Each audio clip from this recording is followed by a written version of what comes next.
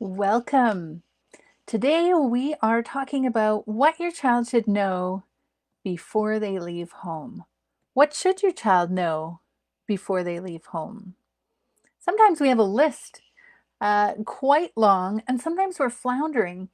Those of you who are perhaps new to home education, new to the idea of educating your child, you still have been doing education at home. And you'll see as we go through our 10 things today that you might have been doing some of these already. It's not all about academics.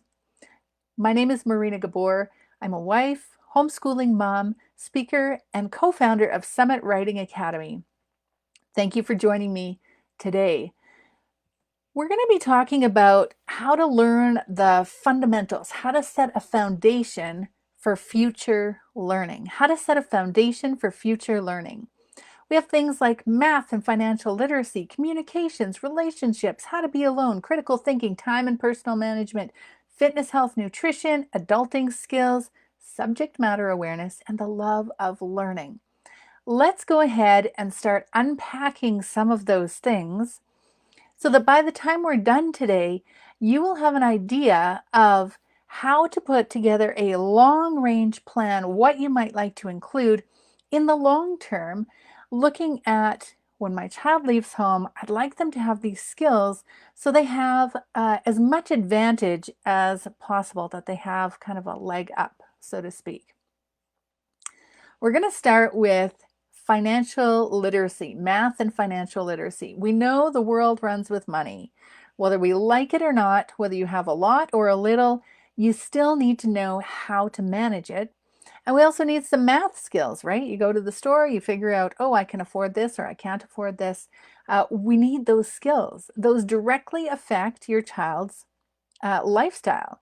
When they're deciding, should I take this job or that job? They need to be able to figure out the numbers. Do they have to know calculus? Not necessarily, but they should have a solid foundation for the basics. Now, when I was growing up, my parents didn't really teach me a whole lot about money. Their parents didn't teach them. It was this old style, old school kind of thing. And so I floundered for a long time trying to figure out, oh, okay, you mean just because it's in the bank, I shouldn't spend it all? I mean, it sounds kind of silly, but if you're not taught, how do you know? So directly teach your kids some of these financial management skills. Perhaps you need to beef up on some too. Perhaps you, like me, weren't trained as a youngster or when you were growing up about how to manage money. No problem, we can start now. I know my kids have gone through the Dave Ramsey's financial program, financial education program, and they have a high school program, they have a junior high school program. My kids did the high school program and even had a junior high age student going through that, and it was fine for her. So depending what your kids need, want, where they're at, that might be something that you could go through. There's like DVDs. I get no benefit from plugging this other than it has influenced how my kids think about money in a positive way. So I feel like I'm getting them off to a good start. So they're starting with some good money habits, some good financial habits. Perhaps you want to do something like one mom did, who you may have seen it in the news. She got reprimanded quite harshly by some people because she was getting her kid to manage the food budget. And that's fine. So we say we have this amount of money, we need to buy these groceries, how are we going to do it? And for her child, that was really beneficial. Perhaps you want to give your child a clothing budget, and whatever clothes you can get out of this budget, that's what you can wear. They're all of a sudden going to be more frugal than if it was just coming from you over and over and over. And, I wrecked these pants. Can you buy me a new pair? Well, it's not in the budget. Whether your budget is big or small, there's still always a budget. There's still always some sort of constraint. Financial and math literacy. We want at least the fundamentals, something to grow from. Secondly, communication. So now we know how to manage the money, we've got that, but what if we don't know how to talk to people? What if we don't know how to communicate in the written word? Which is key. Of course, I'm co-founder of Summit Writing Academy. I strongly believe in the power of the written word and in clear communication. We have to be able to communicate in written English in this world, whether we're texting, whether we're in chat boxes, whether we're writing reports, whether we're just jotting notes for somebody else to follow. We have to have those written communication skills. We also need to be able to speak clearly so that in a way that clearly communicates your thoughts and ideas. Perhaps a job depends on this. Perhaps you're going for an interview. There are Toastmaster groups that are geared to young people. They go about 8 or 10 weeks maybe, and young people can go and learn how to present a speech, how to prepare a speech. Now you think, my kid's not going to do public speaking. When are they going to do that? It's not about being a speaker, as in getting up on a stage and speaking. It's about being able to formulate your thoughts and put them out in a manner that people can understand so that you're not frustrated. I meant this. Why are they doing this? Well, miscommunication can be expensive. So I highly encourage you to think about over the course of your child's education before they leave home that they have some sort of public speaking experience, whether that's 4-H clubs do public speaking. Like I said, Toastmasters has a youth program.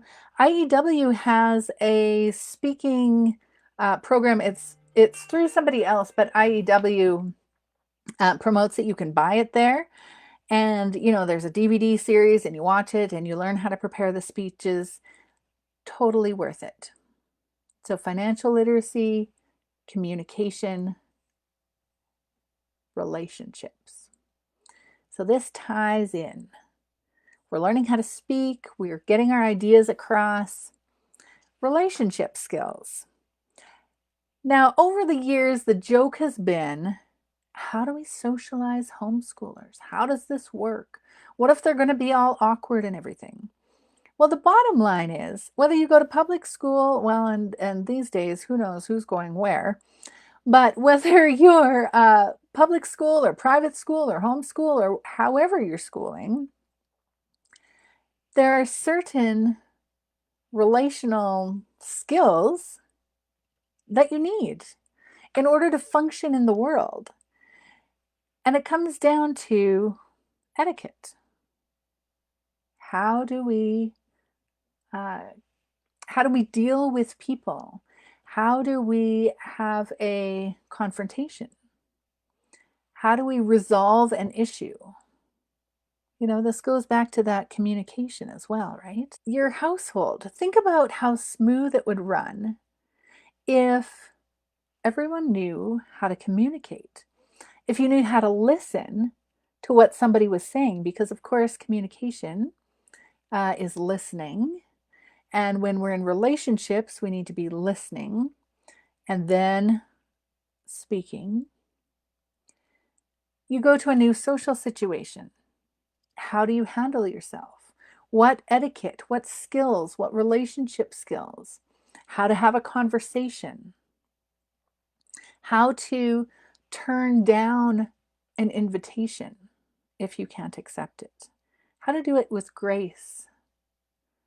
Be gracious. When my kids and I were talking about conflicts and conflict resolution and arguing, and we were doing some study about this, and then they said, oh, Mom, we're not allowed to fight, but we're allowed to argue. So as long as we are not fighting, because fighting is mean and nobody's listening to each other.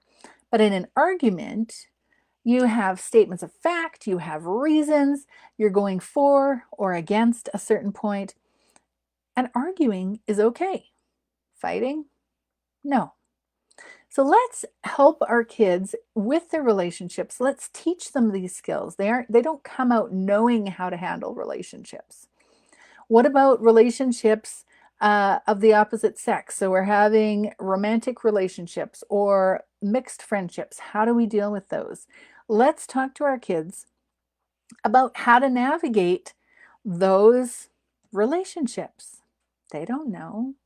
I mean, they can go through a whole bunch of trial and error, but imagine when you were growing up, if somebody guided you through that. Think about how many less mistakes you would make. Worth considering. Whether they listen to you or not, I can't promise you that, but I will promise you that if you take the time to teach the skills, they will benefit as they leave home. There's this golden rule of networking. You know, all things being equal, people will do business with and refer business to people they know, like, and trust. We want our kids to be people that people like and trust. So they need these relationship skills. It will help them in the future. So we're just touching on some of these fundamentals. We're creating this foundation for their future so that by the time they're launched, by the time that they're leaving home, they have a solid understanding of a bunch of critical skills that are going to give them a leg up when they leave. Now, in contrast to this relationship when we're dealing with others, number 4 is how to be alone. How to be alone. Maybe it seems like a strange thing for me to want my kids to know how to be alone. If you go on Facebook, you see tons of parents saying, my kids need friends, my kids are lonely, help. How do I help my kids have friends? And friendships are super important. We need those relationships. But the flip side of that is that we have to be okay with spending time by ourselves. Now, being alone and being lonely, those are two separate things, two different issues altogether. So we're not talking about, yes, you should go and be lonely. We're talking about they need to spend time alone. You can teach this from a very young age. So even if you're here and your kids are really young, no worries. You can start with short bits of time when they're spending time by themselves. In our house, the rule has always been you have to be by yourself and no electronics, because you actually want time to think, to figure out what you're thinking, what you're feeling. Maybe you just want to sit and draw or sit and read, whatever it is. They have the time to relax and explore those things without expectation, without somebody's agenda. They're actually able to relax a little bit. There's a quote here from Psychology Today. I was looking at it and it says, being alone allows you to drop your social guard, thus giving you freedom to be introspective and to think for yourselves. If we want kids that can stand up for issues, that can stand up for something, they need to have the time for that introspection, to have the time to think about what they're thinking, so that when issues arise, they can take a stand. Now, sometimes your day is going to go crazy. And another benefit of this scheduled alone time is it serves as a reset button. So if you know every day after lunch, we have an hour or two of quiet time, depending what you've scheduled in, and it should be at least an hour. Think about when you have some time by yourself. It seems like an hour just goes by so fast. Imagine if you had 2 hours to actually unwind, start thinking, read a book, get in a different frame of mind. Imagine how much nicer it would be when you get back together with your kids, everybody's had a refresh, a restart, and you continue on your day. I strongly encourage you, if you aren't doing alone times, quiet times, start. Start small if your child isn't used to spending time alone, because 2 hours alone when you haven't spent time alone is overwhelming. So start with 15 minutes, then boost it up to half an hour and incrementally increase it. You will get some pushback from your kids if they are not used to spending time alone, because you're alone there with your thoughts and you're used to people telling you what to do. And so it's awkward and uncomfortable. And what do you do with yourself? But that is the skill. That is the skill. And thinking about thinking. Number 5 is critical thinking, decision making. And this is partly developed by that, introspection, thinking about what you're thinking. But do your kids know how to make decisions? It's a skill. And there's things out there that can help you, whether you're figuring out the pros and the cons, but they don't magically know how to do that. So we need to introduce those ideas. So we're trying to figure out, do we start going to soccer? Do we want to enroll in soccer? Well, let's look at the pros, let's look at the cons, and see, is it going to be worth it? And they can start learning how to make those kind of decisions. When they're online, can they spot a fraud? There's lots out there. Can they spot them? Do they know what to look for? How do they know if an article or something they see on the internet is true? How can they see if it's a reliable source? When we're looking at all of the information, and there's so much information, the world is changing so quickly, and we're just bombarded with information. How do we know what is true? So we need to give our kids a framework so that they can figure out, they can test and go, oh no, that can't be true. Or look, there's 3 articles that say the same thing from reputable sources. So there's a greater likelihood that that article is actually true. We need to teach our kids these things because, when they're 18 or 20 and they leave home, they're going to need to figure these things out. And we don't want them taken advantage of. I don't want my kids taken advantage of. So I need to give them the tools so that they can sort out truth from fraud. Number 6 is time and personal management. People say you can't really manage time, but you can manage yourself within that time. And creating and managing a schedule is an executive function skill. Maybe you've heard of these executive function skills. Because it is a skill, again, we can teach our child how to do it. Whether you are really good at managing your time, managing yourself, or not, we can all improve. And as you're improving and as you're managing things, bring your child along into that process so they can see, oh, this is how you plan a day. This is how you plan a week. Oh, this is how you plan for your year. Give them some insight into that. And then we're allowing them to schedule bits of time and start making those decisions and understanding the consequences of booking things too close together or not booking them close enough. Or, what if they miss things on their schedule because they're not paying attention? These are all things that when they're at home, the consequences are far less than when they have a job and they can't manage their time, so they're always late and then they're fired. We don't want that. So it's worth it to take the time. When you're home educating, you can allow your child to help plan their daily schedule. You need to get these 4 things done today. Let me know what time you plan on doing those. And for some parents, it's really hard to let go of that.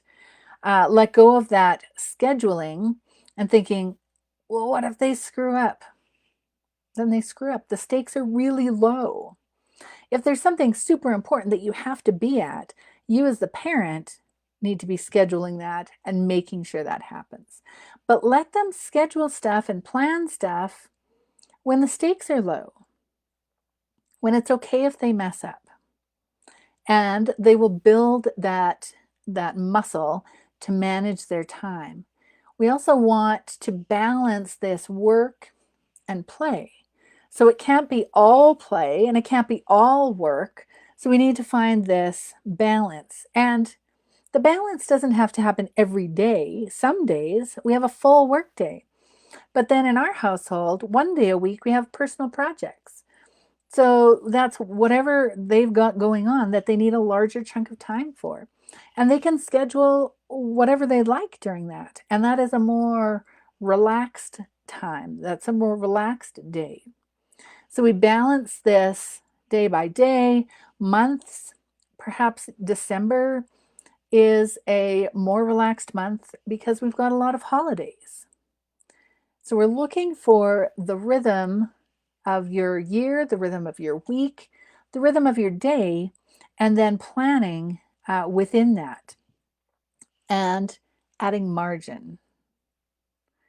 Adding margin. Add white space to your day.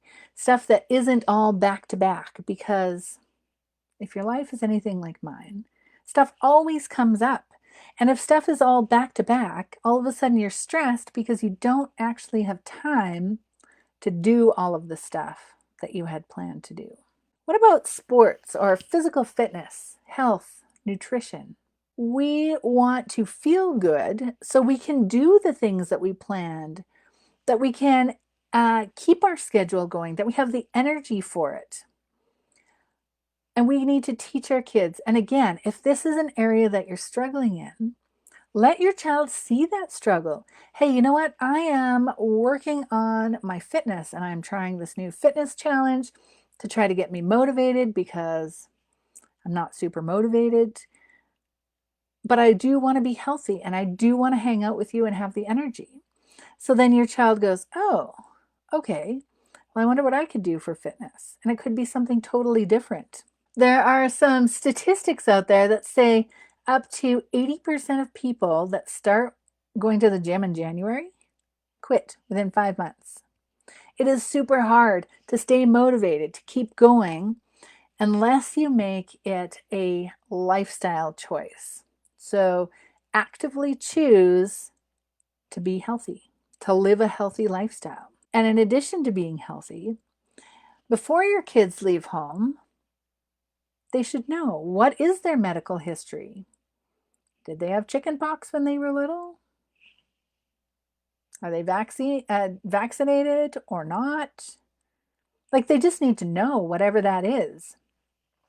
Do they know how to make a doctor's appointment?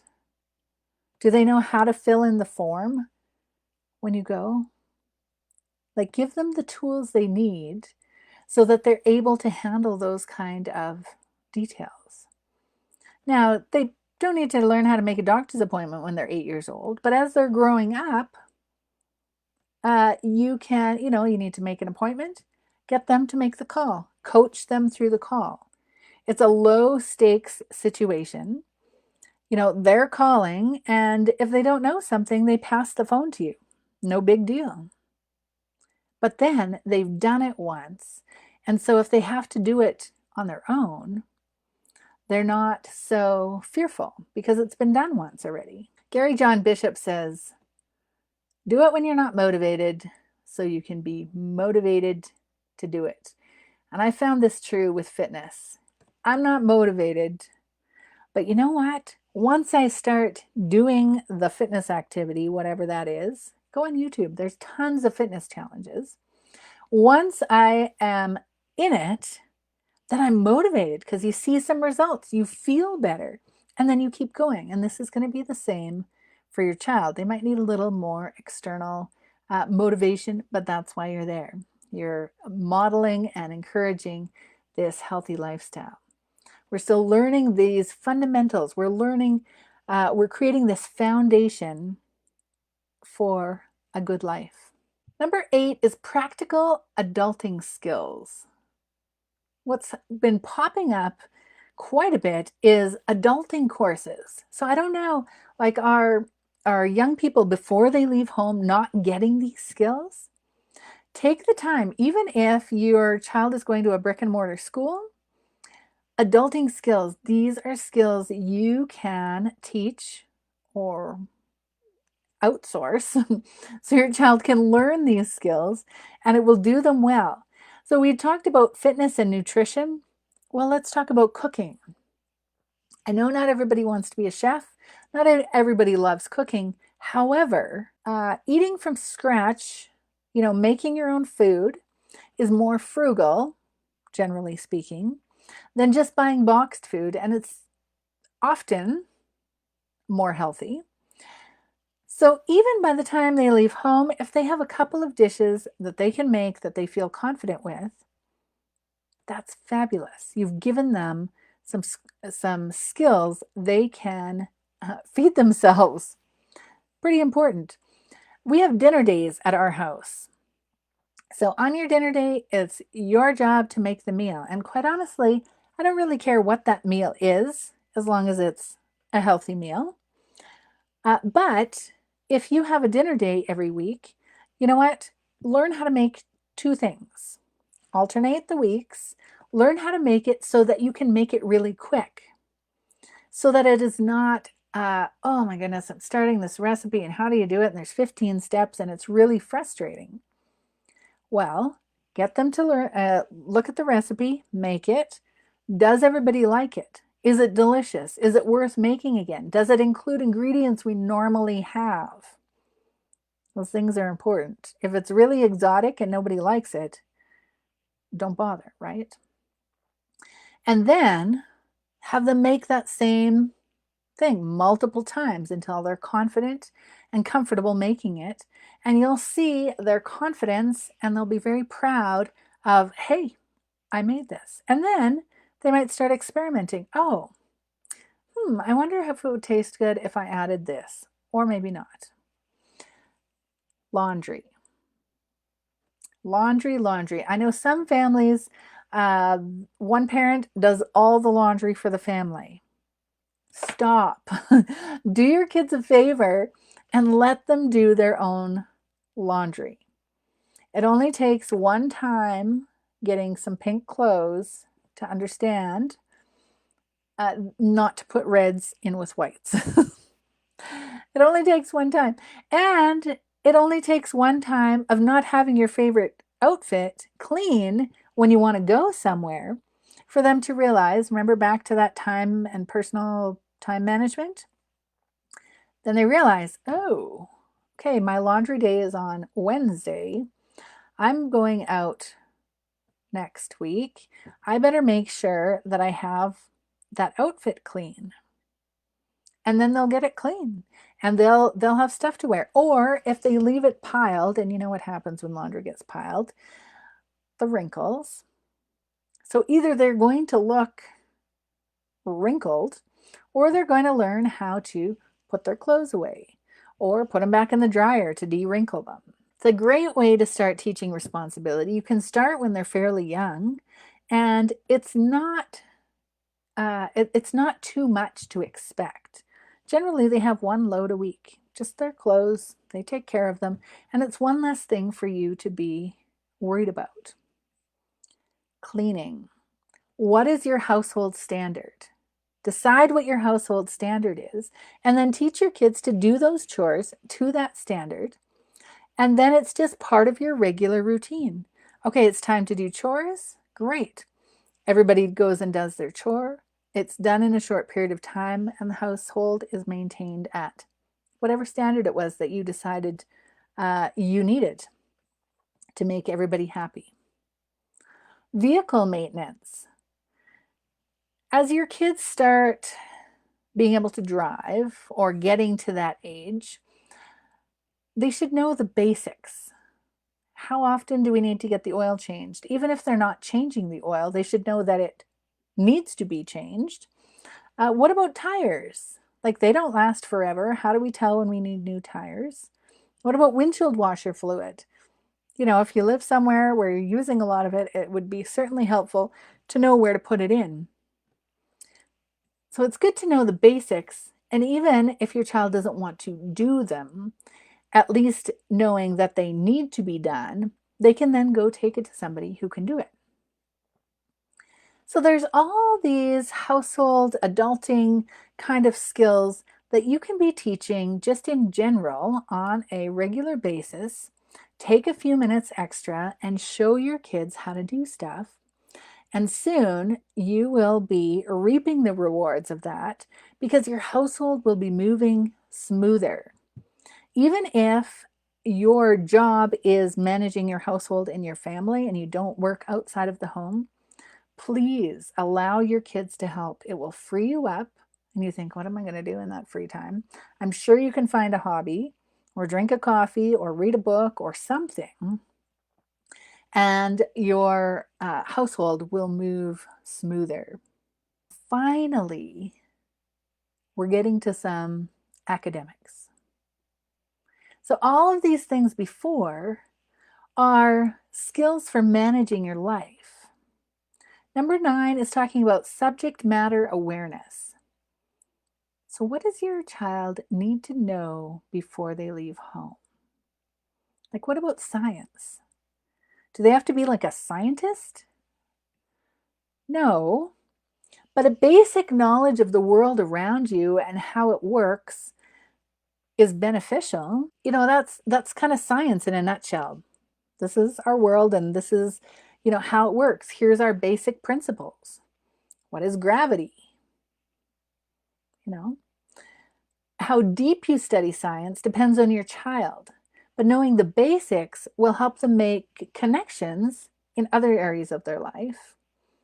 And they will be able to ask better questions. They'll be able to interact more intelligently with other people. And as they're reading, if they know some scientific principles, the reading that they're doing will make sense. When it makes reference to something, they'll have a clue what that's talking about. History, geography, culture, current events, like this kind of stuff. Where do you fit in history? Where are you geographically, and how does that fit within the world? Our world is getting smaller. We've had air travel, and then we have the internet, and our world is shrinking. Our neighbors seem to be getting closer.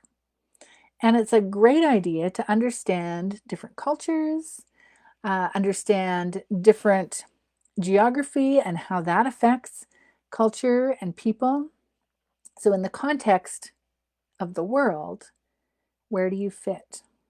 I'm part of a Toastmasters group, and there's a Toastmasters groups around the world. And if I understand geography and I understand a little bit about their culture, then if I join their group, I can be sensitive to their cultural differences, and we can move forward with good relationships. There's news from around the world, like from everywhere. And if we let it, it can just be this stress. So we don't want that. We don't want our child to have to know every piece of news from around the world. We're just talking about a general awareness to what is happening and how does it affect me? How does what I'm doing affect others? Music and the arts. Katrina Curry says creativity offers a release for stress hormones and for tangled up cognitive and emotional experience. Truth. Some sort of creative expression is important. It develops your brain in ways that other activities don't. Now, it might take some time. Last time we talked about developing your child's talents and gifts. Perhaps creativity is one of those things. We talked about exploring. How do you know? Well, you just have to try some things, even if it's something you don't personally love. And then if the session runs out and they're not interested anymore, that's fine. But we're finding some sort of creative expression. So we're learning these fundamental skills to give our children a foundation for when they leave home. Number 10, the love of learning, this development of curiosity, how to learn. And if you've engaged with all of the other items, This love of learning is woven throughout. If we're developing their curiosity, that's tied in with their love of learning. The thing is, you cannot possibly teach your child everything there is to know, but you can instill a love of learning. You can promote curiosity, promote questioning. You can teach them how to research. You can teach them how to look for answers, because we want to develop lifelong learners. We don't know what they're going to need in 20 years.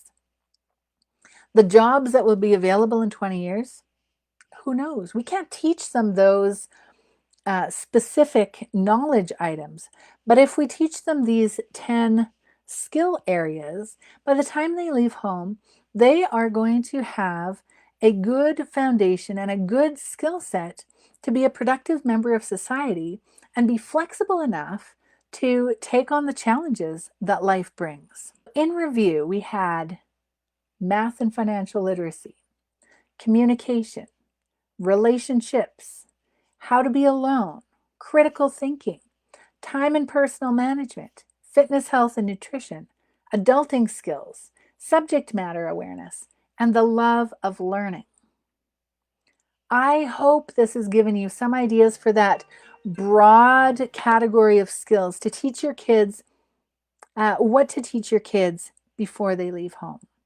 So the implementation and the depth to which you explore these skills, that depends on your home environment and how detailed your child wants to go on certain subjects. I encourage you, if you have questions or comments, please put them in below and let's continue this discussion. Are there other things that you think your child should know before they leave home? What do you think of these items? How are you including these items in your child's learning plan? Next time, we will be talking about shared duties. So whether you're a two-parent family or a single-parent family, you'll be sharing some of the responsibilities for your child's education with someone. So come and find out what that might look like. Until next time, happy planning.